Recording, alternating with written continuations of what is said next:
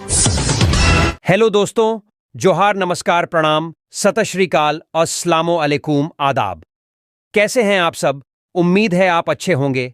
आज है 8 अक्टूबर 2024, दिन मंगलवार, बांग्ला 21 अस्सिन, और आज हम हर रोज की तरह फिर से हाजिर हैं झारखंड के तमाम छोटी बड़ी खबरों के साथ। इससे पहले अभी तक आपने B2B news Jharkhand news channel को सब्सक्राइब नहीं किया है तो सब्सक्राइब कर दीजिए, ताकि झारखंड में होने वाली तमाम छोटी बड़ी खबरों से अपडेट रहें और जानकारी से अवगत हो सकें। तो चलिए बात करते हैं, तमाम छोटी बड़ी खबरों पर नजर डालते हैं। मुख्यमंत्री हेमंत सोरेन ने किया शिलान्यास। धुर्वा में बनेगा 310 बेड का अपोलो मल्टी स्पेशलिटी अस्पताल। राजधानी रांची समेत झारखंड के मरीजों को अब गंभीर बीमारियों के इलाज के लिए अन्य शहरों के बड़े अस्पतालों के चक्कर नहीं काटने होंगे। मुख्यमंत्री हेमंत सोरेन के प्रयासों से अपोलो हॉस्पिटल्स का रांची में एक नया मल्टी स्पेशलिटी हॉस्पिटल बनने जा रहा है, जिसका शिलान्यास धुर्वा स्थित स्मार्ट सिटी क्षेत्र में सोमवार 7 अक्टूबर को मुख्यमंत्री हेमंत सोरेन ने कर दिया है। मौके पर मुख्य रूप से स्वास्थ्य मंत्री बन्ना गुप्ता, राज्यसभा सांसद महुआ माझी, मंत्री हफीजुल हसन समेत कई गणमान्य लोग मौजूद थे। ये सारी सुविधाएं मिलेंगी। इस 310 बेड के अस्पताल में हृदय देखभाल, कैंसर उपचार, मातृ स्वास्थ्य और बाल चिकित्सा जैसी विशेषताएं उपलब्ध होंगी। अस्पताल में 50 से अधिक नैदानिक विशेषताएं जैसे गैस्ट्रोसाइंसेज, न्यूरोसाइंसेज, रीनल साइंसेज, ऑर्थोपेडिक्स और आपातकालीन सेवाएं उपलब्ध रहेंगी। 2 एकड़ 85 डिसमील जमीन में बनेगा अस्पताल। रांची नगर निगम ने इसे निःशुल्क उपलब्ध कराया है। अत्याधुनिक cath labs, MRI, operation theatre और ICU सहित 24 घंटे आपातकालीन सेवा उपलब्ध रहेंगे। मरीजों को विश्व स्तरीय स्वास्थ्य सेवा होंगे। रांची और आसपास की 22 लाख जनसंख्या को सेवा का लाभ मिलेगी। गोगो दीदी योजना कोई वैध नहीं, गिरिडीह जिला प्रशासन ने निकाली चिट्ठी। गिरिडीह आगामी विधानसभा चुनाव से पूर्व भाजपा पार्टी ने राज्य भर की महिलाओं को प्रतिमाह 2100 रुपए देने की घोषणा की। इस घोषणा के तहत राज्य भर में गोगो दीदी योजना के तहत फॉर्म भरवाया जा रहा है। इसको लेकर गिरिडीह जिला प्रशासन ने एक चिट्ठी निकाला है, जिसमें स्पष्ट तौर पर लिखा है कि इस नाम से कोई योजना संचालित नहीं है, न ही प्रशासन द्वारा कोई आवेदन फॉर्म जारी किया गया है। आम जनता से आग्रह किया है कि ऐसे भ्रामक विज्ञापन से सावधान रहेंगे। मैं खुद भरवाऊंगा गोगो दीदी योजना का फॉर्म, सरकार दर्ज कराए मुकदमा, बाबूलाल मरांडी।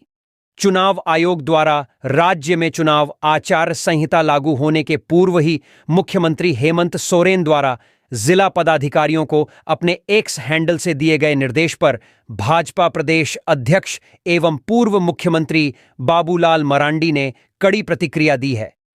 श्री मरांडी ने कहा कि भाजपा के प्रति जनता के बढ़ते रुझान एवं समर्थन से मुख्यमंत्री बौखलाहट में हैं। ऐसा लगता है उन्हें संवैधानिक ज्ञान का अभाव है। वे गलत सलाहकारों से घिर चुके हैं। कहा कि पंचप्रण के तहत गोगो दीदी योजना द्वारा भारतीय जनता पार्टी महिलाओं को आर्थिक और सामाजिक रूप से सशक्त बनाने की दिशा में ठोस कदम उठा रही है। इस योजना के अंतर्गत महिलाओं के बैंक खातों में सरकार बनने के तुरंत बाद 2100 रुपए प्रति माह भेजे जाएंगे।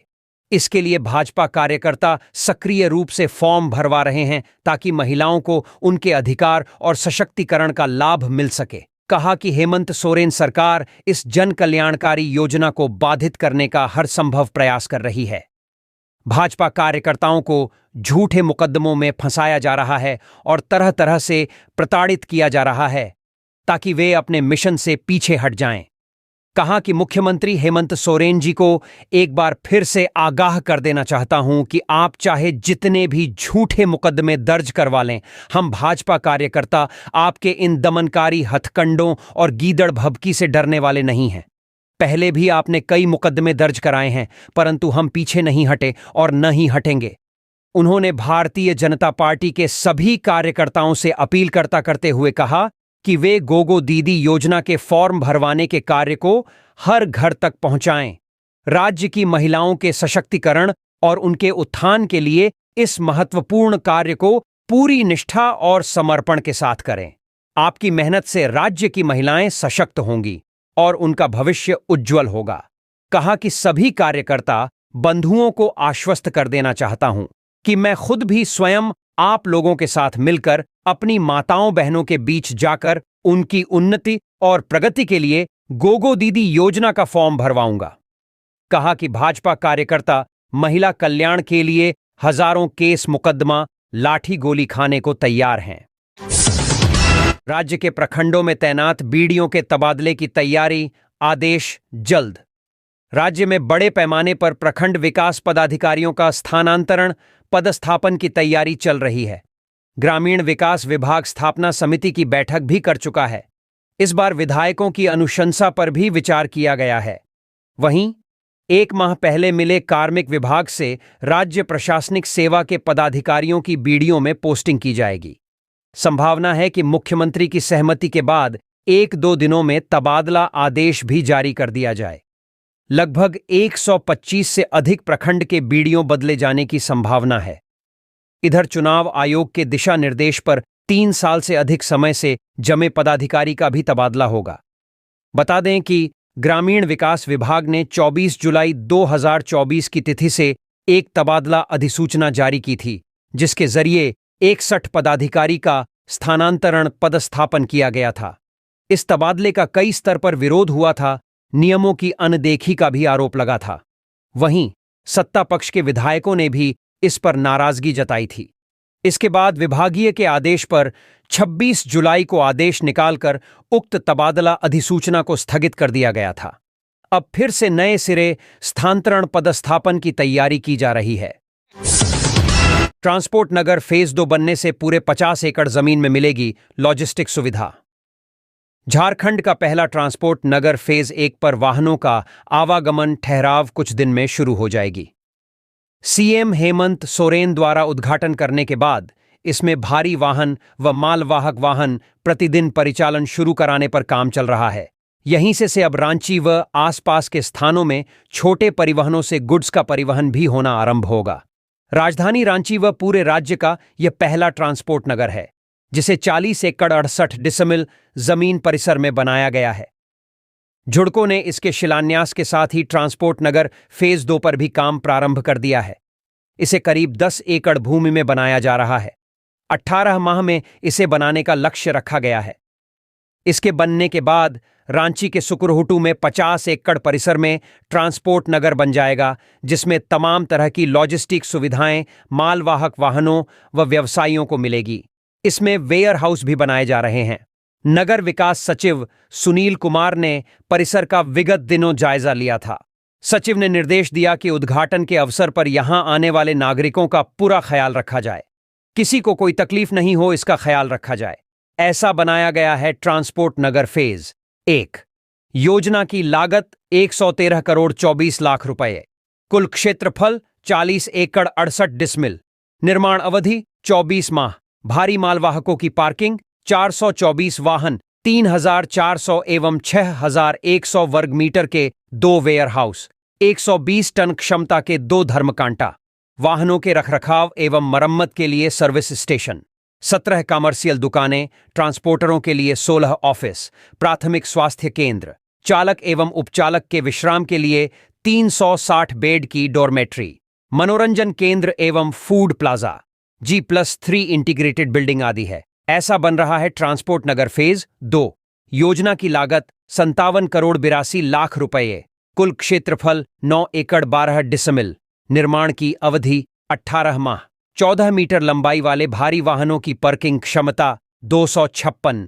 G+3 इंटीग्रेटेड बिल्डिंग, वाहनों के रखरखाव एवं मरम्मत के लिए सर्विस स्टेशन, चालक एवं उपचालकों के विश्राम के लिए 84 बेड की डॉर्मेट्री, फूड प्लाजा एवं मनोरंजन केंद्र, retail shop 3, police check post, प्राथमिक स्वास्थ्य केंद्र, शौचालय एवं स्नानागार, फायर फाइटिंग सिस्टम आदि का लाभ मिलेगी।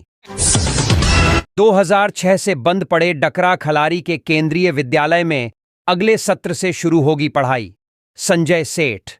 नवरात्र पर डकरा खलारी क्षेत्र को रक्षा राज्य मंत्री सह स्थानीय सांसद संजय सेठ ने सौगात दी है। वर्ष 2006 से बंद पड़े केंद्रीय विद्यालय एक बार पूर्ण आरंभ होने वाला है। आने वाले सत्र 2025 से 26 से यहां पढ़ाई भी शुरू हो जाएगी। इस आशय की जानकारी रक्षा राज्य मंत्री संजय सेठ ने सोमवार को दी। सेठ ने कहा कि डकरा खलारी का केंद्रीय विद्यालय पुनः आरंभ हो। यहां के बच्चों को अच्छी शैक्षणिक व्यवस्था, अच्छा शैक्षणिक माहौल मिल सके, इस दिशा में उनका प्रयास सांसद बनने के साथ ही 2019 से जारी था। कोयला मंत्रालय और शिक्षा मंत्रालय के साथ लगातार समन्वय के बाद अब सुखद परिणाम सामने आया है। सीसीएल के जरिए पुनः उस केंद्रीय विद्यालय को आरंभ करने का प्रस्ताव दिया गया, जिसे शिक्षा मंत्रालय ने स्वीकार कर लिया है। इसे आरंभ करने की स्वीकृति भी दे दी है। शैक्षणिक क्षेत्र 2025 से 26 से इस विद्यालय में नामांकन और पढ़ाई शुरू हो जाएगी।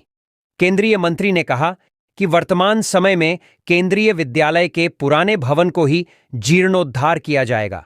इस भवन को बेहतर स्थिति में बनाकर विद्यालय का पठन पाठन का कार्य आरंभ किया जाएगा। इसके बाद बहुत जल्द नया भवन भी तैयार होगा। इसकी भी स्वीकृति मिल चुकी है। नया भवन बिल्कुल अत्याधुनिक होगा, जहां बच्चों के लिए कई सुविधाएं मौजूद होंगी। सेठ ने कहा कि यहां केंद्रीय विद्यालय के आरंभ होने से क्षेत्र के कामगारों, ग्रामीण नागरिकों के बच्चों को बेहतर शिक्षा व्यवस्था मिल सकेगी। केंद्रीय रक्षा राज्य मंत्री की इस पहल और प्रयास के धरातल पर उतरने से क्षेत्र के भाजपा कार्यकर्ताओं और नागरिकों में हर्ष है। क्षेत्र के लोगों ने रक्षा राज्य मंत्री सह स्थानीय सांसद संजय सेठ के प्रति कृतज्ञता प्रकट की है। आदर्श आचार संहिता। हेमंत सोरेन ने सभी डीसी से चुनाव आयोग के प्रावधानों को कड़ाई से लागू करने को कहा। हेमंता बोले, हमारी गतिविधियों में हस्तक्षेप होगा अवैध। आदर्श आचार संहिता के मसले पर राज्य सरकार और भाजपा में ठन गई है। झामुमो ने एक्स के जरिए भाजपा नेताओं पर आचार संहिता के उल्लंघन की बात करते सीएम हेमंत से एक्शन लेने की अपील की थी। इस पर हेमंत सोरेन ने सभी जिलों के डीसी को निर्देश दिया है वे संज्ञान लें, सुनिश्चित करें कि भारत निर्वाचन आयोग के सभी नियमों का सख्ती से पालन हो। झारखंड में किसी को आयोग के नियमों को तोड़ने की आजादी नहीं है। उन्होंने सभी डीसी से दोषियों पर कड़ी कार्रवाई करने एवं सुसंगत धाराओं में मुकदमा कायम करते हुए सूचना देने को भी कहा है। उनके इस निर्देश के बाद असम के सीएम और भाजपा के झारखंड के सह चुनाव प्रभारी हिमंता बिस्वा शर्मा ने कहा है कि चुनाव आयोग की आदर्श आचार संहिता चुनाव अधिसूचना जारी होने की तिथि से प्रभाव में आती है। अधिसूचना जारी होने तक प्रत्येक राजनीतिक दल को अपने कार्यक्रम संचालित करने का अधिकार है। सोरेन के एक पोस्ट का जिक्र करते उसके जवाब में लिखा है कि जब तक हम किसी नियम या संवैधानिक प्रावधान का उल्लंघन नहीं कर रहे हैं, हमारी गतिविधियों में किसी भी प्रकार का हस्तक्षेप अवैध माना जाएगा। भाजपा को लेकर झामुमो की शिकायत। सत्तारूढ़ दल झामुमो ने भाजपा पर आरोप लगाया है कि वह लगातार चुनाव आयोग के नियमों की धज्जियां उड़ा रहा है। साथ ही कहा कि कमीशन सो रहा है। सवाल करते कहा कि आखिर भाजपा को नियम तोड़ने की विशेष छूट है क्या? लोकसभा चुनाव 2024 में भाजपा को बहुमत से कम मिली सीटों को टारगेट करते कहा कि आखिर इतने छूट के बाद भी 240 ही क्यों? चुनाव आयोग कहता है कि किसी भी तरह का फॉर्म नहीं भरवाया जा सकता है। इस पर भाजपा के नेता दल बदलू लगातार इसकी धज्जियां उड़ा रहे हैं और केंचुआ शांत है। झामुमो लीडर्स ने मुख्यमंत्री हेमंत से ऐसे मामले में संज्ञान लेने की अपील करते कहा है कि ऐसा नहीं होने पर इंडिया भी अब ऐसे हथकंडे अपनाएगा। खूंटी में 40 लोग बने झारखंड लोकतांत्रिक क्रांतिकारी मोर्चा के सदस्य। स्थानीय महात्मा गांधी स्मारक धर्मशाला परिसर में सोमवार को झारखंड लोकतांत्रिक क्रांतिकारी मोर्चा का कार्यकर्ता सम्मेलन सह सदस्यता ग्रहण समारोह आयोजित किया गया। सम्मेलन में 40 लोगों ने झारखंड लोकतांत्रिक क्रांतिकारी मोर्चा का दामन थामा। सदस्यता ग्रहण करने वालों में धर्मेंद्र महातो, मनीष नाग, अभिषेक कुमार, शिव महातो, मनीष कश्यप, नीरज कुमार, अमरजीत कुमार, सहिंद्र महतो, मधुआ मुंडा आदि मुख्य रूप से शामिल हैं। मौके पर कई लोगों को पार्टी पदाधिकारी का पदभार दिया गया। महावीर सिंह को खूंटी जिला उपाध्यक्ष, वीरेंद्र बधाई को तोरपा विधानसभा क्षेत्र का संगठन मंत्री, अमिताभ साहू को मंडल अध्यक्ष खूंटी का दायित्व दिया गया। बैठक में केंद्रीय महामंत्री मनीष साहू, जिलाध्यक्ष कुमार ब्रजकिशोर, महामंत्री विक्रम महातो, सचिव अभिषेक राम पंचू महातो, नरेंद्र साहू आदि उपस्थित थे। झारखंड में लागू होगा एनआरसी, नागरिकता का रजिस्टर बनेगा, शिवराज सिंह चौहान। केंद्रीय कृषि मंत्री शिवराज सिंह चौहान ने कहा कि झारखंड में एनआरसी लागू किया जाएगा, नागरिकता का रजिस्टर बनेगा, विदेशी घुसपैठियों को बाहर निकाला जाएगा। झारखंड में भाजपा का विस्तृत संकल्प पत्र जल्द आने वाला है। झारखंड में होने वाले विधानसभा चुनाव के मद्देनजर सोमवार को मीडिया से बातचीत में भाजपा झारखंड प्रभारी शिवराज सिंह चौहान ने कहा कि यह चुनाव केवल मुख्यमंत्री बनाने या किसी पार्टी की सत्ता के लिए नहीं है, यह झारखंड को बचाने का चुनाव है। बेटी, माटी और रोटी, इन तीनों की रक्षा करना हमारा संकल्प है। उन्होंने कहा कि बांग्लादेशी घुसपैठियों के कारण झारखंड की डेमोग्राफी परिवर्तित हो रही है। संथाल परगना में आदिवासी आबादी 44% से घटकर 28% रह गई है। बांग्लादेशी घुसपैठियों के कारण हिंदू आबादी भी प्रभावित हुई है। उन्होंने आरोप लगाया कि वोट बैंक के लालच में हेमंत सोरेन और गठबंधन सरकार घुसपैठियों को संरक्षण दे रही है। घुसपैठियों के आधार कार्ड और वोटर आईडी कार्ड बनाए जा रहे हैं। यह देश के लिए बड़ा खतरा है। आदिवासी बेटियों को भ्रम के जाल में फंसाकर उनसे शादी कर जमीनों पर कब्जा किया जा रहा है।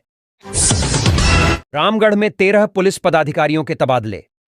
रामगढ़ एएसपी अजय कुमार ने सोमवार को 13 पुलिस पदाधिकारियों का तबादला किया है। सब इंस्पेक्टर आशीष कुमार गौतम को कुजू ओपी, संजय कुमार दुबे को रामगढ़ थाना, उपेंद्र कुमार को रामगढ़ थाना, कुमार प्रभात रंजन को गोला थाना, शेख अफजल हुसैन को पतरातू थाना, हरिपद टुडू गो बरकाकाना ओपी, दिनेश्वर प्रसाद मेहता को भुरकुंडा ओपी, मोहम्मद इकबाल को रजरप्पा थाना में पदस्थापित किया गया है। इसके अलावा एएसआई उदय कुमार यादव को रजरप्पा थाना, राजेश कुमार को कुजू ओपी, अनिल कुमार को रामगढ़ थाना, बहादुर महातो को गोला थाना और परीक्षित महातो को बरकाकाना ओपी में पदस्थापित किया गया है। रांची में आरएसएस ने मनाया विजयादशमी उत्सव। 1000 से अधिक स्वयंसेवक हुए शामिल। रांची महानगर की ओर से राष्ट्रीय स्वयंसेवक संघ आरएसएस ने रविवार रात श्री विजयादशमी उत्सव का आयोजन किया। यह उत्सव संघ की स्थापना के 19वें वर्ष के अवसर पर मनाया गया। इसकी शुरुआत 1925 में डॉक्टर केशव बलिराम हेडगेवार द्वारा की गई थी। इस अवसर पर 1000 से अधिक स्वयंसेवकों ने 5 किलोमीटर के पथ संचलन में भाग लिया, जो शास्त्री मैदान से शुरू होकर ऑक्सफोर्ड स्कूल, बहू बाजार चौक, श्री राम मंदिर और शिशु मंदिर होते हुए शास्त्री मैदान में संपन्न हुआ। पथ के संचलन के मार्ग में विभिन्न स्थानों पर लोगों द्वारा फूल बरसाकर पथ संचलन में लगे स्वयं सेवकों का स्वागत किया गया। इस कार्यक्रम में समाज के सभी वर्गों की उपस्थिति 500 से अधिक रही, जिसमें मातृशक्ति की उपस्थिति विशेष रूप से प्रेरणादायक रही। मुख्य अतिथि इक्फाई विश्वविद्यालय के कुलपति प्रोफेसर डॉक्टर रमन कुमार झा ने संघ की अनुशासन प्रियता की तारीफ की और कहा कि ऐसी अनुशासन प्रियता उन्होंने अपने सैनिक स्कूल के बाद आज इस कार्यक्रम में देखी। झारखंड प्रांत के प्रांत प्रचारक ने कहा कि संघ पर लगाए गए प्रतिबंधों के बावजूद संघ के स्वयंसेवकों ने दुगनी गति से राष्ट्र कार्य और राष्ट्र जागरण में काम किया है। उन्होंने कहा कि संघ के प्रयासों का परिणाम धारा 370 के रूप में जम्मू कश्मीर में देखा जा सकता है, जहां संघ ने 1960 के दशक में जम्मू कश्मीर अध्ययन केंद्र बनाया था। पूर्वोत्तर को भारत से अलग करने के प्रयासों के बावजूद संघ के प्रचारकों के मेहनत से वहां की स्थिति बदली है। उन्होंने 4 प्राण पर काम करने की आवश्यकता पर बल दिया, जिसमें पर्यावरण संरक्षण, कुटुंब प्रबोधन, परिवार प्रबोधन, नागरिक कर्तव्य, सामाजिक समरसता, स्वबोध, स्वदेशी शामिल है। उन्होंने कहा कि आज के दिन हम शस्त्र की पूजन का शक्ति की उपासना करते हैं ताकि सज्जन शक्तियों को जागृत कर समाज में बदलाव लाया जा सके, लेकिन हमें शस्त्र के शास्त्र पर भी ध्यान देना होगा। हमें बल के साथ विवेकपूर्ण ज्ञान भी चाहिए। संघ शताब्दी कार्यक्रम में कोई विशेष कार्यक्रम नहीं करेगा, केवल एक ही काम करेगा, हर बस्ती शाखा युक्त हो। इस कार्यक्रम में देवव्रत पाहन, क्षेत्र संघचालक, सह प्रांत कार्यवाह धनंजय सिंह, विभाग संघचालक विवेक भासीन, महानगर संघचालक पवन मंत्री सहित संघ एवं अनुसांगिक संगठनों के अनेक अधिकारी उपस्थित थे। नक्सलियों ने 15 अक्टूबर को झारखंड बिहार बंद की घोषणा की। गिरिडीह प्रतिबंधित भाकपा माओवादी संगठन सैक की सदस्य इनामी महिला नक्सली जया उर्फ चिंता उर्फ मनोरमा की इलाज के दौरान मौत के बाद नक्सली संगठन भाकपा माओवादी ने 15 अक्टूबर को एक दिवसीय झारखंड बिहार बंद का आह्वान किया है। संगठन की Bihar Jharkhand special area committee के प्रवक्ता आजाद ने प्रेस विज्ञप्ति जारी कर 15 अक्टूबर को दोनों राज्यों में संगठन के बंद को सफल बनाने और इससे पहले 14 अक्टूबर गांव-गांव में श्रद्धांजलि सभा आयोजित करने की जानकारी दी है। जारी विज्ञप्ति में प्रवक्ता आजाद ने कहा कि बंद के दौरान मिल्क वैन और प्रेस की तमाम गाड़ियां मुक्त रहेंगी। प्रवक्ता आजाद ने बताया कि महिला नक्सली जया दीदी की मौत से नक्सली संगठन को बड़ा नुकसान हुआ है। आजाद के मुताबिक जया उर्फ मनोरमा पीरटार थाना इलाके के और पारसनाथ पहाड़ के तलहटी कोल्हुतांड गांव की रहने वाली थीं। जया नक्सली संगठन सांस्कृतिक टीम झारखंड की फाउंडर सदस्य थीं। इस दौरान कई दशक तक नारी मुक्ति आंदोलन की अगुवाई करती रही। इधर काफी महीनों से कैंसर समेत कई बीमारियों से लड़ रही थीं। धनबाद के एक निजी अस्पताल में जया का इलाज चल रहा था। इसी दौरान गुप्त सूचना के आधार पर धनबाद पुलिस ने इस इनामी और हार्डकोर महिला नक्सली को गिरफ्तार कर गिरिडीह पुलिस को सौंप दिया था। लेकिन गिरिडीह जेल में बंद रहने के दौरान जया की तबीयत खराब होने के बाद उसे इलाज के लिए रिम्स भेजा गया, जहां उसकी मौत हो गई। रातू किला का पट 10 को खुलेगा, मां देंगी दर्शन। रातू किला में दुर्गोत्सव धूमधाम से मनाया जा रहा है। रातू किला प्रबंधक दामोदर मिश्रा ने सोमवार को कहा कि 10 अक्टूबर को महासप्तमी नवपत्रिका आगमन के साथ ही श्रद्धालु रातू किला में मां भगवती का दर्शन करेंगे और 11 अक्टूबर को सुबह 6:30 बजे संधि पूजा होगी। इसी दिन महानवमी पूजा और दोपहर में बलि। 12 अक्टूबर को विजयादशमी पूजा हवन के बाद शाम 4 बजे मूर्ति का विसर्जन किया जाएगा। उल्लेखनीय है कि इस वर्ष 10 अक्टूबर से लेकर 12 अक्टूबर तक सिर्फ 3 दिन ही किला के अंदर आम श्रद्धालु जाकर मां भगवती का दर्शन कर सकेंगे। पीएम ने जाना पूर्व सीएम चंपाई सोरेन के स्वास्थ्य का हाल। प्रधानमंत्री नरेंद्र मोदी ने फोन कर पूर्व सीएम चंपाई सोरेन की स्वास्थ्य की जानकारी ली। चंपाई सोरेन को अस्पताल से छुट्टी मिल गई है। उन्होंने ट्वीट कर कहा है कि ईश्वर तथा पुरखों की कृपा, डॉक्टरों के अथक प्रयास और आप सभी की प्रार्थना एवं आशीर्वाद से मुझे अस्पताल से छुट्टी मिल गई है। शुभेच्छाओं के लिए आप सभी को धन्यवाद। बताते चलें कि रविवार को चंपाई सोरेन की तबीयत अचानक खराब हो गई थी, जिसके बाद उन्हें जमशेदपुर के टीएमएच में एडमिट कराया गया था। तबीयत खराब होने के कारण वे साहिबगंज नहीं जा पाए थे। गोगो दीदी योजना से गजब डरी हुई है जामुमो कांग्रेस राजद। अमर बाउरी नेता प्रतिपक्ष अमर कुमार बाउरी ने सोमवार का कहा कि मुख्यमंत्री का यह डर अच्छा है। उन्होंने कहा कि कोई यदि राज्य की महिलाओं को हक देने का प्रयास कर रहा है तो हेमंत को परेशानी है। अभी यदि बांग्लादेशियों को किसी योजना का लाभ देना होता तो हेमंत सोरेन समर्थन में सबसे आगे खड़े होते। बाउरी ने कहा कि मुख्यमंत्री के आसपास के मदरसा छाप लोग आधी अधूरी जानकारी देते हैं, इसलिए कुछ चीजें आपको बतानी आवश्यक हैं। उन्होंने कहा कि लोकसभा चुनाव के पूर्व इंडी ठगबंधन खुलेआम महिलाओं से फॉर्म भरवा रही थी। तब मुख्यमंत्री को आनंद की अनुभूति हो रही थी। यह नियम आचार संहिता लगने के पश्चात की है। आचार संहिता लगने के पूर्व यदि कोई राजनीतिक दल अपने वादों को लेकर राज्य की जनता के समक्ष जाता है तो उसमें क्या समस्या है? समस्या सिर्फ वैसे लोगों को है जिनकी जमीन घिसक चुकी है। बाउरी ने कहा कि राज्य के वैसे पदाधिकारी गण भी ध्यान रखें कि समय बदलेगा और परिस्थितियां बदलेंगी।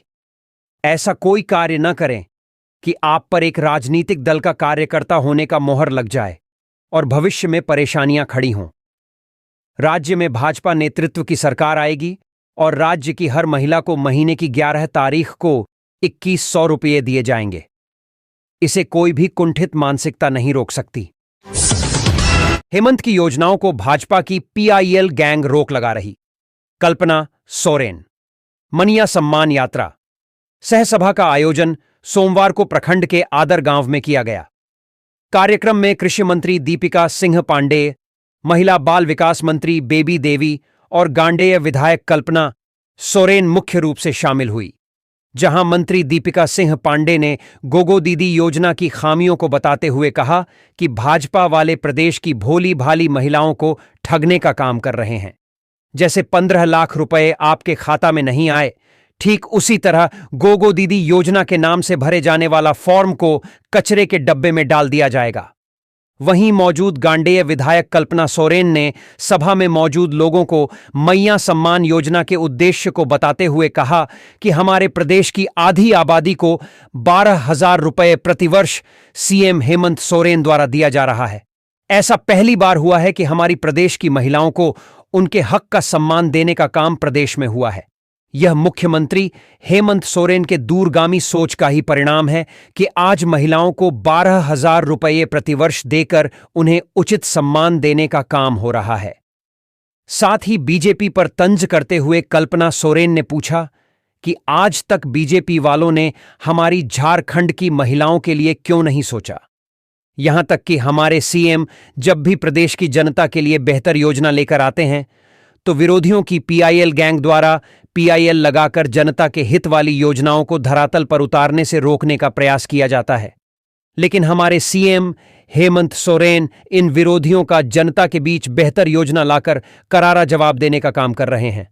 साथ ही कल्पना सोरेन ने सरना धर्म कोड को लागू नहीं होने देने के लिए भाजपा को जिम्मेवार बताते हुए कहा कि सरना धर्म कोड को लागू कराने के लिए भाजपा से जोरदार लड़ाई लड़नी होगी ताकि आदिवासियों को हक, पहचान और भाषा को मजबूती मिल सके।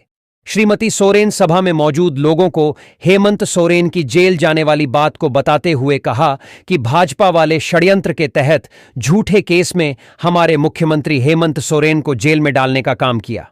लेकिन हमारे कानून और संविधान में यह ताकत है कि सच को सच और झूठ को झूठ कर न्याय दिलाए, जिससे कि हमारे सीएम जेल से बाहर निकल आए।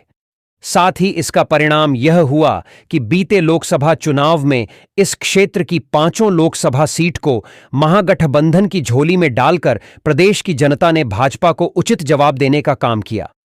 सभा को संबोधित करने से पूर्व कल्पना सोरेन ने बिरसा मुंडा, सिदो कान्हू जैसे वीरों को नमन करते हुए अपनी भाषण की शुरुआत की। साथ ही आदर में हुए उक्त कार्यक्रम स्थल की सुंदरता का बखान कर खूब तारीफ की।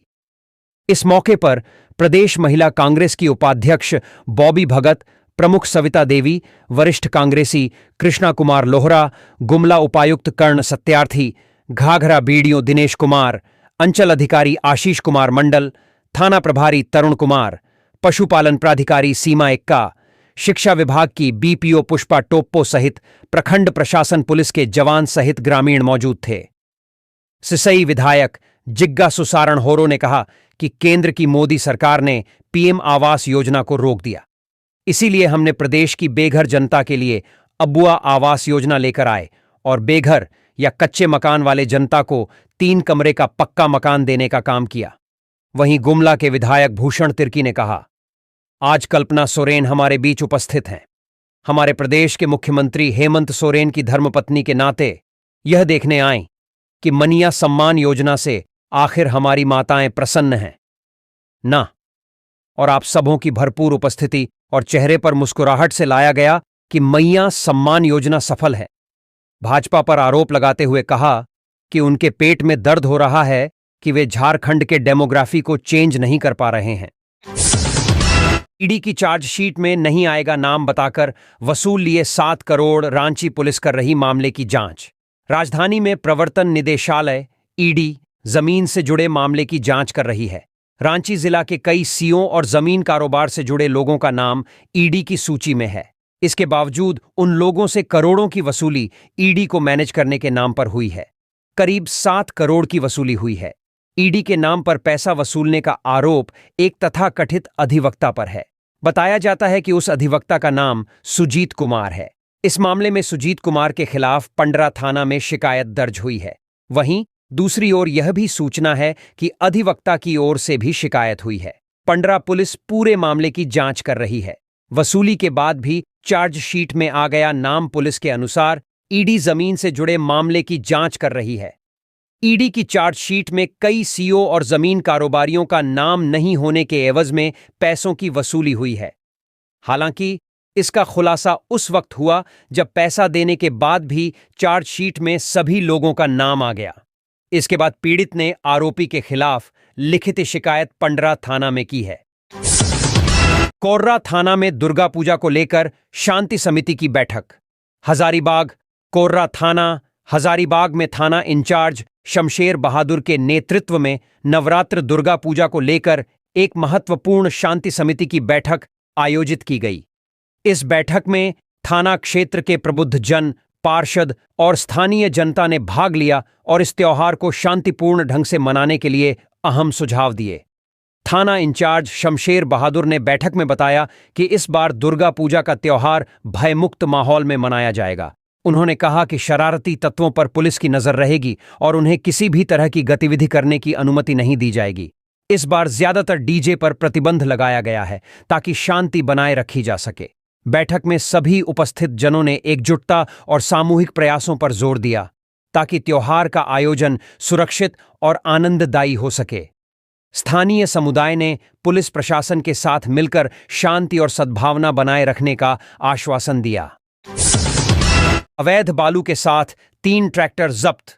खनन विभाग ने चलाया सघन जांच अभियान।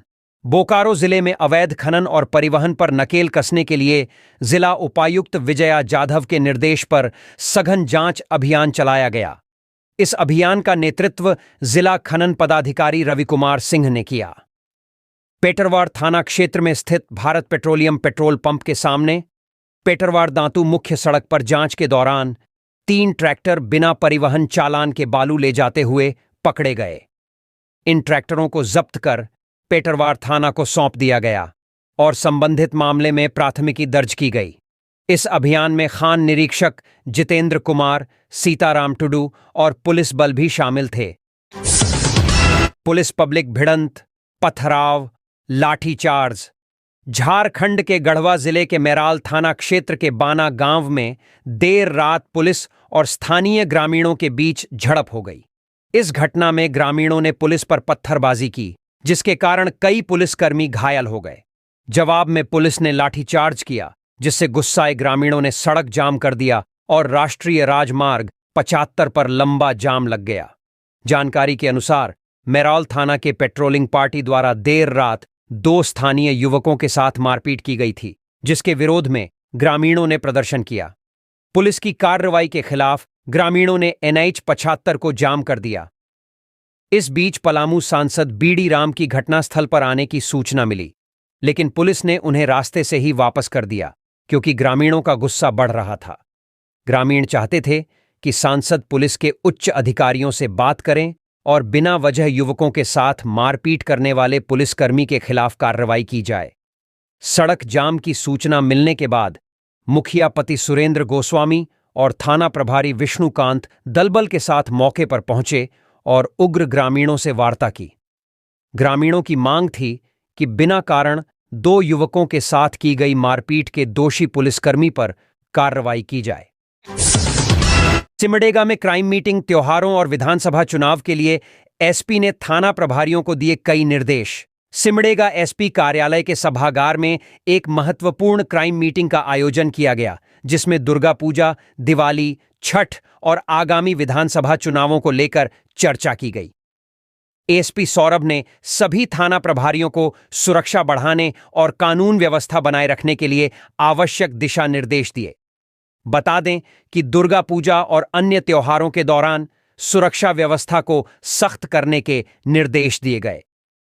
एसपी ने सभी संवेदनशील क्षेत्रों में निगरानी बढ़ाने और लगातार गश्त करने का आदेश दिया। इसके साथ ही सोशल मीडिया पर अफवाहों पर नजर रखने और किसी भी अशांति की स्थिति में त्वरित कार्रवाई करने के निर्देश दिए गए। एसपी ने जनता से अपील की कि वे किसी भी अफवाह पर ध्यान न दें और गड़बड़ी पाए जाने पर तुरंत स्थानीय थाने को सूचित करें। बता दें कि क्राइम मीटिंग में सभी थानों के केस की स्थिति की समीक्षा की गई। सभी थाना प्रभारियों को समय पर केस निपटाने का निर्देश दिया गया। विधानसभा चुनाव पर ध्यान आगामी विधानसभा चुनावों को लेकर भी चर्चा की गई। एसपी ने राजनीतिक गतिविधियों पर नजर रखने और असामाजिक तत्वों के खिलाफ कार्रवाई करने की बात कही। सीसीएल कथारा क्षेत्र में बड़ा एक्शन, छापेमारी में 12 टन कोयला जब्त। बोकारो बेरमो कोयलांचल के सीसीएल कथारा क्षेत्र में जीएम के निर्देश पर सोमवार सुबह जारंगड़ीह परियोजना में कोयला चोरी के खिलाफ बड़ा छापेमारी अभियान चलाया गया। क्षेत्रीय सुरक्षा पदाधिकारी के नेतृत्व में बोकारो थर्मल थाना के सहयोग से क्षेत्रीय गश्ती दल एवं जारंगड़ीह गश्ती दल ने संयुक्त रूप से इस अभियान को अंजाम दिया। जैसे ही गश्ती दल ने जारंगड़ीह के क्वारी कोल स्टॉक और साइडिंग कांटा घर के पास छापेमारी के लिए पहुंचा, कोयला चोर मौके से भाग खड़े हुए। इस दौरान 5 मोटरसाइकिल और 15 साइकिल को लावारिस हालत में जब्त किया गया और मौके पर ही क्षतिग्रस्त कर दिया गया। साथ ही मांसनगर के विपरीत कोयला साइडिंग के पास जमा किया गया। लगभग 12 टन कोयला भी जब्त किया गया, जिसे पेलोडर द्वारा उठाकर सीसीएल ट्रक में लोड किया गया और क्वारी कोयला स्टॉक में गिरा दिया गया। इस छापेमारी में प्रमुख रूप से बोकारो थर्मल थाना प्रभारी शैलेश कुमार सिंह, एसआई अजित कुमार, एसआई सुरक्षा प्रभारी इब्रार हुसैन, एचआई मंटू सिंह, जमुना नोनिया, सुरक्षा प्रहरी भुवनेश्वर, सुरेश राम, सुरक्षा प्रभारी जारंगड़ीह कोलियरी, संतोष कुमार बांसफोरे एचआई शामिल थे। इस अभियान में होमगार्ड के जवानों का भी योगदान रहा। दिन दहाड़े नन बैंकिंग एजेंट से 51,000 की लूट, 3 बदमाश फरार। देवघर चित्रा थाने के बरमसिया गांव के पास 3 बदमाशों ने दिन दहाड़े नन बैंकिंग कंपनी के एजेंट विवेक सिंह को पिस्टल सटाकर 51,000 लूट लिए। घटना उस समय हुई जब विवेक महिला से कलेक्शन कर अपने ब्रांच लौट रहे थे। वारदात की जानकारी पाकर चित्रा थाने की पुलिस मौके पर पहुंचकर मामले की छानबीन में जुट गई है। विवेक सिंह फ्यूजन फाइनेंस के एजेंट हैं और फतेहपुर ब्रांच में कार्यरत हैं। उन्होंने बताया कि करौं प्रखंड के भलगढ़ा और तेलियाडीह गांव की महिला समूह के 21,120 रुपए वसूल कर अपने ब्रांच फतेहपुर लौट रहे थे। इसी दौरान बरमसिया गांव के पास ओवरटेक कर 3 बदमाशों ने बाइक से धक्का मारकर गिरा दिया। इसके बाद एक बदमाश ने पिस्टल सटाकर रुपए से भरा बैग छीन लिया। तीनों बदमाशों ने अपने चेहरे को रूमाल से ढक रखा था ताकि उनकी पहचान नहीं सके। लूटपाट के दौरान बदमाशों ने एजेंट का मोबाइल भी छीन लिया था और थोड़ी दूर ले जाकर उसे फेंक दिया था। झारखंड विधानसभा चुनाव। देवघर विधानसभा सीट पर भाजपा और राजद में होती है सीधी टक्कर। देवघर विधानसभा सीट कई मायने में महत्वपूर्ण है। विश्व प्रसिद्ध द्वादश ज्योतिर्लिंग बाबा बैद्यनाथ की पावन भूमि होने के कारण यहां देश विदेश से श्रद्धालुओं का आना जाना लगा रहता है। वहीं झारखंड राज्य बनने के बाद इस सीट पर भाजपा और राजद की सीधी टक्कर होती रही है। फिलहाल भाजपा के नारायण दास लगातार 2 टर्म से यहां के विधायक हैं। इस बार भी पार्टी उन्हीं पर भरोसा जता सकती है क्योंकि वे सीटिंग एमएलए हैं। वैसे 2019 में भाजपा के प्रत्याशी देने के बाद भी एनडीए गठबंधन के अन्य दल आजसू और लोजपा ने अपना अपना प्रत्याशी इस सीट से दे दिया था। नतीजतन भाजपा प्रत्याशी नारायण दास मात्र 2,857 वोट से किसी तरह जीत पाए थे, जबकि लोजपा और आजसू प्रत्याशियों ने मिलकर 10,893 वोट लाए थे। यानी लोजपा और आजसू के प्रत्याशियों ने भाजपा के प्रत्याशी का ही वोट काटा। अगर इस बार भी कुछ ऐसा माहौल बना तो नारायण दास की मुश्किलें बढ़ सकती है, क्योंकि राजद के सुरेश पासवान पूरे दमखम के साथ चुनाव मैदान में उतरने की तैयारी कर रहे हैं। प्रत्याशी को लेकर इंडिया गठबंधन में भी खींचतान। 2019 के विधानसभा चुनाव में सुरेश पासवान दूसरे स्थान पर रहे थे, इसलिए इंडिया गठबंधन में राजद प्रत्याशी का दावा इस सीट को लेकर सबसे मजबूत हो जाता है। हालांकि इंडिया गठबंधन के अन्य सहयोगी दल जामुमो और कांग्रेस भी इस सीट को लेकर कदमताल कर रहे हैं। कांग्रेस ने तो बजाप्ता देवघर विधानसभा सीट से प्रत्याशियों के नाम की रायशुमारी भी की। वहीं कांग्रेस कार्यालय में आयोजित सम्मान समारोह में मंत्री इरफान अंसारी ने कहा भी था कि देवघर और सारठ सीट से कांग्रेस का प्रत्याशी खड़ा हो। उन्होंने पार्टी आला कमान से इन दोनों सीट को लेकर वकालत करने का भी भरोसा स्थानीय कार्यकर्ताओं को दिया था, जिसके बाद राजद खेमे में नाराजगी देखी जा रही है। वहीं झामुमो भी इस दिशा में ताल ठोंक रहा है, जबकि जदयू के कामेश्वर नाथ दास ने भी क्षेत्र भ्रमण शुरू कर दिया है। उनका दावा है कि जदयू यहां से पहले जीत चुकी है।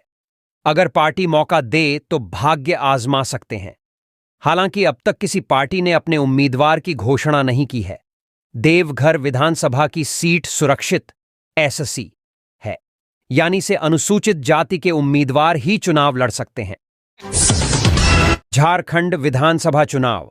देवघर विधानसभा सीट पर भाजपा और राजद में होती है सीधी टक्कर। देवघर विधानसभा सीट कई मायने में महत्वपूर्ण है। विश्व प्रसिद्ध द्वादश ज्योतिर्लिंग बाबा बैद्यनाथ की पावन भूमि होने के कारण यहां देश विदेश से श्रद्धालुओं का आना जाना लगा रहता है। वहीं झारखंड राज्य बनने के बाद इस सीट पर भाजपा और राजद की सीधी टक्कर होती रही है। फिलहाल भाजपा के नारायण दास लगातार 2 टर्म से यहां के विधायक हैं। इस बार भी पार्टी उन्हीं पर भरोसा जता सकती है, क्योंकि वे सीटिंग एमएलए हैं। वैसे 2019 में भाजपा के प्रत्याशी देने के बाद भी एनडीए गठबंधन के अन्य दल आजसू और लोजपा ने अपना अपना प्रत्याशी इस सीट से दे दिया था। नतीजतन भाजपा प्रत्याशी नारायण दास मात्र 2,857 वोट से किसी तरह जीत पाए थे, जबकि लोजपा और आजसू प्रत्याशियों ने मिलकर 10,893 वोट लाए थे। यानी लोजपा और आजसू के प्रत्याशियों ने भाजपा के प्रत्याशी का ही वोट काटा। अगर इस बार भी कुछ ऐसा माहौल बना तो नारायण दास की मुश्किलें बढ़ सकती है, क्योंकि राजद के सुरेश पासवान पूरे दमखम के साथ चुनाव मैदान में उतरने की तैयारी कर रहे हैं। प्रत्याशी को लेकर इंडिया गठबंधन में भी खींचतान। 2019 के विधानसभा चुनाव में सुरेश पासवान दूसरे स्थान पर रहे थे, इसलिए इंडिया गठबंधन में राजद प्रत्याशी का दावा इस सीट को लेकर सबसे मजबूत हो जाता है। हालांकि इंडिया गठबंधन के अन्य सहयोगी दल झामुमो और कांग्रेस भी इस सीट को लेकर कदमताल कर रहे हैं।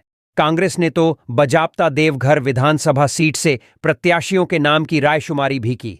वहीं कांग्रेस कार्यालय में आयोजित सम्मान समारोह में मंत्री इरफान अंसारी ने कहा भी था कि देवघर और सारठ सीट से कांग्रेस का प्रत्याशी खड़ा हो। उन्होंने पार्टी आला कमान से इन दोनों सीट को लेकर वकालत करने का भी भरोसा स्थानीय कार्यकर्ताओं को दिया था, जिसके बाद राजद खेमे में नाराजगी देखी जा रही है। वहीं झामुमो भी इस दिशा में ताल ठोंक रहा है, जबकि जदयू के कामेश्वर नाथ दास ने भी क्षेत्र भ्रमण शुरू कर दिया है। उनका दावा है कि जदयू यहां से पहले जीत चुकी है। अगर पार्टी मौका दे तो भाग्य आजमा सकते हैं। हालांकि अब तक किसी पार्टी ने अपने उम्मीदवार की घोषणा नहीं की है। देवघर विधानसभा की सीट सुरक्षित एससी है, यानी से अनुसूचित जाति के उम्मीदवार ही चुनाव लड़ सकते हैं। पुलिस और नक्सलियों के बीच मुठभेड़, 2 जवान को लगी गोली।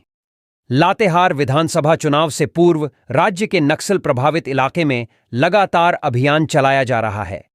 इसी क्रम में सोमवार को लातेहार के बोखाखाड़ जंगल में सुरक्षा बलों और जेजेएमपी उग्रवादियों के बीच में मुठभेड़ हुई है।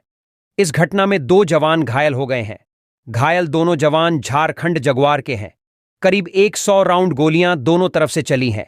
यह मुठभेड़ जेजेएमपी सुप्रीमो पप्पू लोहरा दस्ते के साथ सदर थाना क्षेत्र के तरवाड़ीह पंचायत इलाके में हुई है। प्राथमिक उपचार के बाद जवान को भेजा रांची। नक्सलियों की गोली से घायल दोनों जवानों का सदर अस्पताल में प्राथमिक उपचार के बाद बेहतर इलाज के लिए रांची भेजा गया है। घायल जवानों में राम सिंह सुरीन पिता नारायण सिंह बराईवीर गोलाईकेरा चाईबासा और नरेंद्र पांडेय पिता रघुनंदन पांडेय पलामू शामिल हैं। गोली लगने के बाद चिकित्सक डॉक्टर सुनील भगत व डॉक्टर भारद्वाज नारायण चौधरी ने प्राथमिक उपचार किया। जांच के बाद जवान राम सिंह सुरीन को रांची रिम्स रेफर कर दिया गया। डॉक्टर ने बताया कि दोनों जवान के दाहिने पैर में गोली लगी है, जिसमें राम सिंह सुरीन के पैर के तलवे में गोली फंस गई है, जबकि नरेंद्र पांडेय को घुटना के नीचे गोली लगी है, जिसे निकाल दिया गया है। नक्सलियों के घर में रुकने की मिली थी जानकारी। लातेहार थाना प्रभारी प्रमोद सिन्हा ने बताया कि पुलिस अधीक्षक कुमार गौरव को गुप्त सूचना मिली थी कि बोखाखाड़ जंगल में 15 से 20 के संख्या में नक्सली 2 घर में ठहरे हुए थे। सूचना के आधार पर एसडीपीओ अरविंद कुमार के नेतृत्व में टीम गठित कर पुलिस सर्च अभियान में निकली थी। पुलिस जैसे ही नजदीक पहुंची, नक्सलियों ने गोली चलाना शुरू कर दिया। जवाबी कार्रवाई में पुलिस भी गोली चलाई, लेकिन नक्सलियों ने गोली चलाते हुए जंगल का लाभ उठाते फरार हो गए। भाजपा में शामिल होने के बाद पहली बार हुसैनाबाद पहुंचे कमलेश सिंह, विकास के लिए लिया संकल्प। भाजपा में शामिल होने के बाद पहली बार विधायक कमलेश कुमार सिंह ने हुसैनाबाद का दौरा किया, जहां उनका जोरदार स्वागत किया गया। ग्रामीणों और भाजपा कार्यकर्ताओं ने गाजे बाजे और फूलमाला के साथ उनका अभिवादन किया। जपला छतरपुर सड़क पर जैसे ही विधायक का प्रवेश हुआ, सैकड़ों ग्रामीणों और भाजपा कार्यकर्ताओं ने उन्हें आत्मीयता से स्वागत किया। जपला नहर मोड़ तक आधा दर्जन स्थानों पर ग्रामीणों ने उन्हें फूलमाला पहनाकर अपने प्यार का इजहार किया। इस दौरान विधायक ने कहा, मैं जनता और कार्यकर्ताओं के इस प्यार के लिए आभारी हूं। हुसैनाबाद के लोगों का अपनत्व मुझसे दूर नहीं होने देता। विकास का संकल्प उन्होंने कहा कि क्षेत्र का विकास ही उनकी राजनीति का सबसे बड़ा कारण है। क्षेत्र का तेजी से विकास व अपने धर्म व संस्कृति का संरक्षण डबल इंजन की सरकार में हो सके, इसके लिए उन्होंने भाजपा में जाने का निर्णय लिया। उन्होंने कहा कि राह नई जरूर उन्होंने चुना है, मगर कमलेश का संकल्प वही है। उन्होंने कहा कि हमेशा हुसैनाबाद हरिहरगंज को विकास के मामले में आगे रखने का उनका इरादा रहा है। इसे आगे भी जारी रखने की कोशिश करेंगे। उन्होंने क्षेत्र के सभी समाज के लोगों से अपील की कि वह उनसे बेधड़क मिल सकते हैं। वह जात पात धर्म की राजनीति न कभी किए हैं न करेंगे। वहीं विधायक कमलेश कुमार सिंह ने सोमवार को हुसैनाबाद की 4 महत्वपूर्ण ग्रामीण सड़क निर्माण कार्य का शिलान्यास किया। सड़कों की स्थिति काफी खराब होने से ग्रामीणों को आवागमन में काफी परेशानी होती थी। विभिन्न शिलान्यास कार्यक्रमों में विधायक कमलेश कुमार सिंह ने कहा कि उन्होंने क्षेत्र की एक एक सड़क का निर्माण कराने का काम किया है। इसके साथ ही जानता कि हर एक समस्या के समाधान का ईमानदारी के साथ प्रयास किया।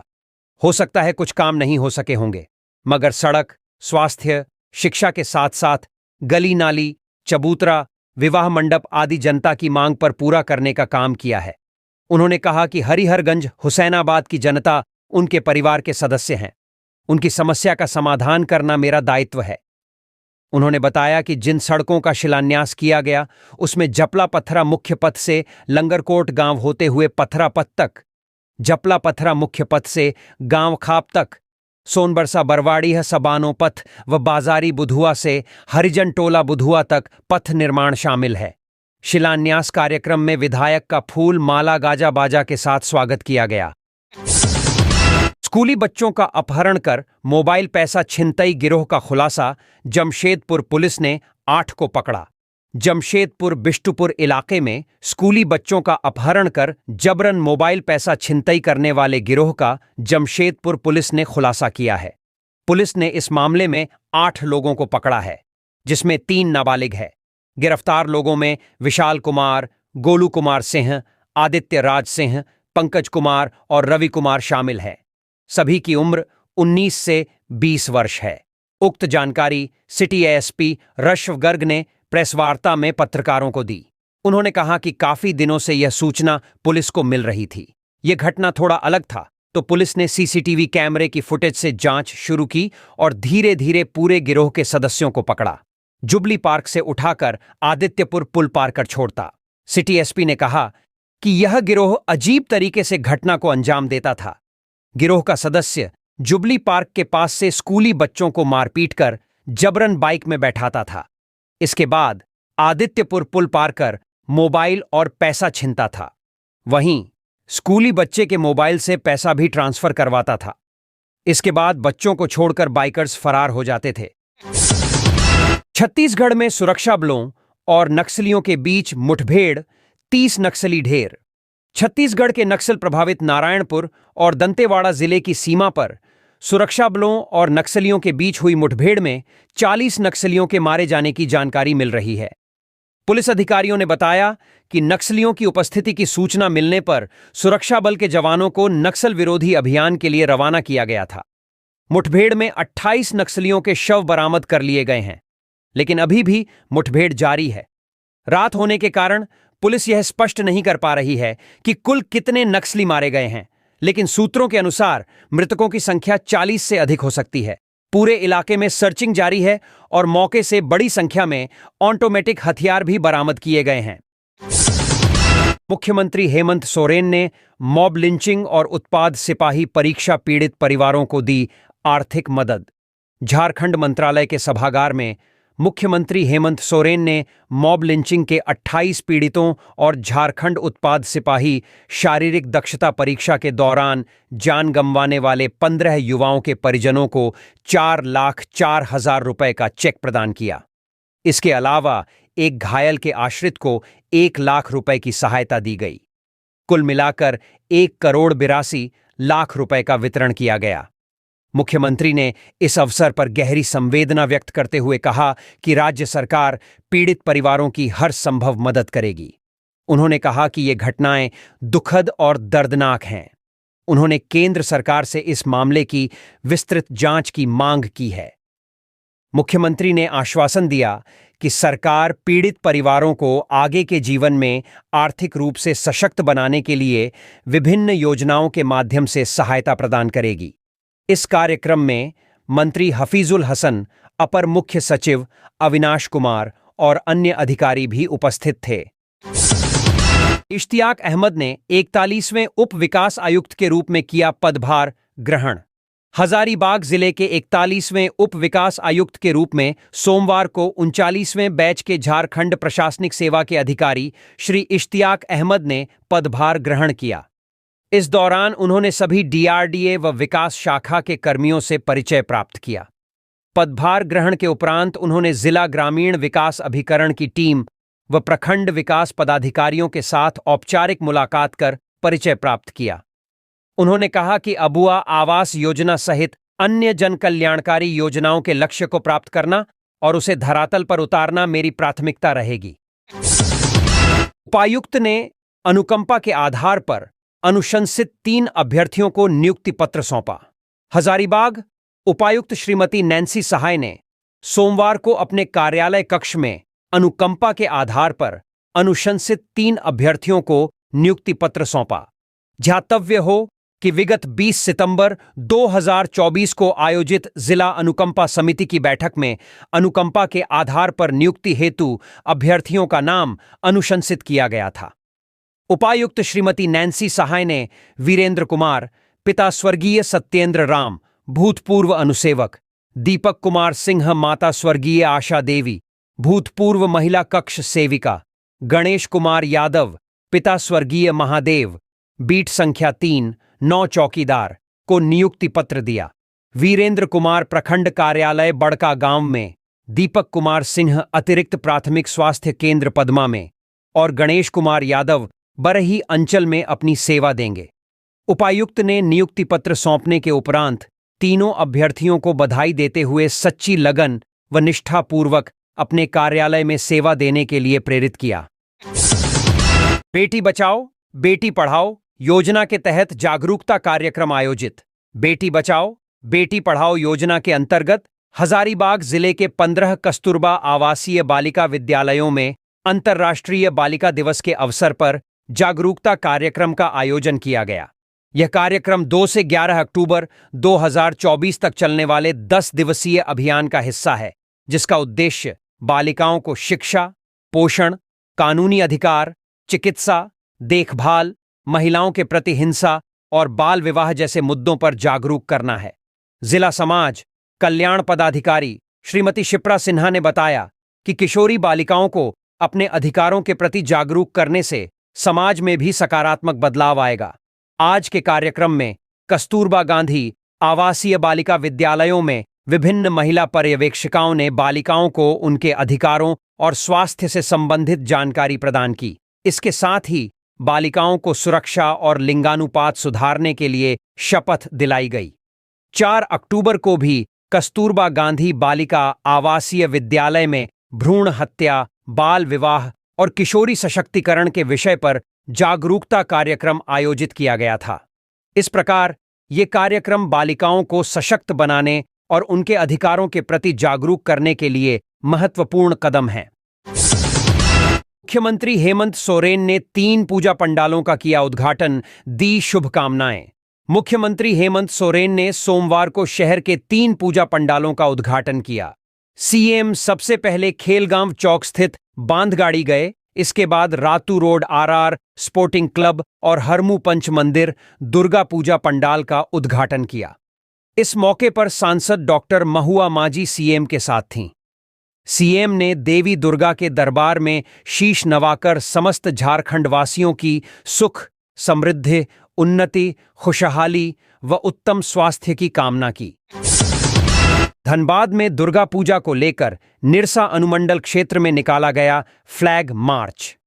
चिरकुंडा एसडीपीओ रजत मणिक बाखला के नेतृत्व में दुर्गा पूजा को लेकर प्रशासन के द्वारा चिरकुंडा थाना परिसर से फ्लैग मार्च निकाला गया। Flag march Chirkunda, Kumardhubi, Galfarbari Panchet, Nirsa, Kalubathan, MPL होते हुए मैथन पहुंचा। एसडीपीओ बाखला ने बताया कि फ्लैग मार्च दुर्गा पूजा के बनाए गए विभिन्न पंडालों में सुरक्षा व्यवस्था को मुआयना करने, लोगों में जागरूकता फैलाने के लिए निकाला गया। कहा कि सुरक्षा के प्रति पुलिस प्रशासन पूरी तरह से मुस्तैद है। पुलिस असामाजिक तत्वों पर पैनी नजर रखेगी। आम नागरिक त्योहारों का शांतिपूर्वक आनंद उठाएं। उन्होंने कहा कि छोटे बच्चे अक्सर भीड़ भाड़ में खो जाते हैं, उनके लिए पंडालों में अनाउंसमेंट की व्यवस्था की जा रही है। आग्रह किया कि छोटे बच्चों के पॉकेट में उनके अभिभावक कागज पर नाम, पता व फोन नंबर डाल दें। साथ ही कहा कि पुलिस असामाजिक तत्वों पर पैनी नजर रखेगी। फ्लैग मार्च में चिरकुंडा थाना प्रभारी रामजी राय, निरसा कुमारधुबी, गल्फरबाड़ी पंचेत, कालुबथान, मैथन ओपी प्रभारी व पदाधिकारी सहित अन्य पुलिसकर्मी शामिल हुए।